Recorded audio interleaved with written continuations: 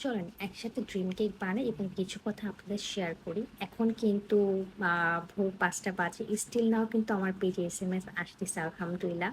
কিন্তু আমাদের কিন্তু সোল্ড আউট হয়ে গেছে সব। তো কাহিনীটা বলি, আমরা হচ্ছে ১ম এ কয়েক পিস হচ্ছে ড্রিম কেক হচ্ছে আমরা অর্ডার নেই।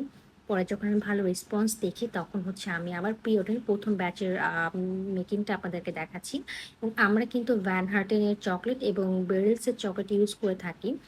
আর আমাদের প্রাইসগুলো এজন্য একটু বেশি হয়ে থাকে এবং আমাদের বক্সের কেনাওটাও বেশি। আর অনেকেই আছে, অনেক বেকারস আছে আমাদের নিয়ে কন্ট্রোভার্সি করেছে যে আমাদের পেজে প্রাইস বেশি। আসলে আপনার এটা মাথায় রাখতে হবে, কোয়ালিটিটা যেখানে বেটার প্রাইসটা সেখানে বেটার হবে। আমরা সবসময় চেষ্টা করি, মানে সেই বেকারি মানেই আপনাকে হচ্ছে বেস্টটা দিবে, হচ্ছে বেস্ট কোয়ালিটির প্রোডাক্ট আপনি পাবেন, সেখানে হচ্ছে খারাপ প্রোডাক্ট পাওয়ার কোনো কথাই না। তো আসি হচ্ছে মেন কথায়।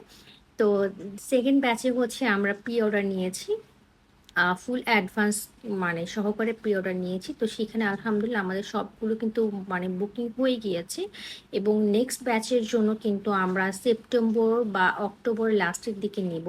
অলরেডি আমি ট্রাই করছি চায়না থেকে বক্সগুলো আনার জন্য। আমি যদি বেশি আকার আনতে পারি অবশ্যই আপনাদেরকে আবার পোস্ট করে জানাবো ইনশাল্লাহ। এবং আমার যদি প্রাইসটা কম পড়ে আমি অবশ্যই প্রাইসটা একটু কমিয়ে দিব। আর এখানে হচ্ছে একটি ভাইয়া অর্ডার করেছিল তার গার্লফ্রেন্ডের রাগ ভাঙানোর জন্য। তো ভাইয়া বলেছিল আপুকে চিরকুট লিখে দিতে, তো আমি সেই ভাইয়ার জন্য চিরকুট লিখছিলাম আর মাঝখানে আমার কারেন্ট চলে গিয়েছিল। তো এই কারেন্ট চলে যাওয়ার মানে কাজটা মানে টাইমটাকে আমি হচ্ছে চিরকুট লেখার মানে কাজে লাগিয়ে দিয়েছি।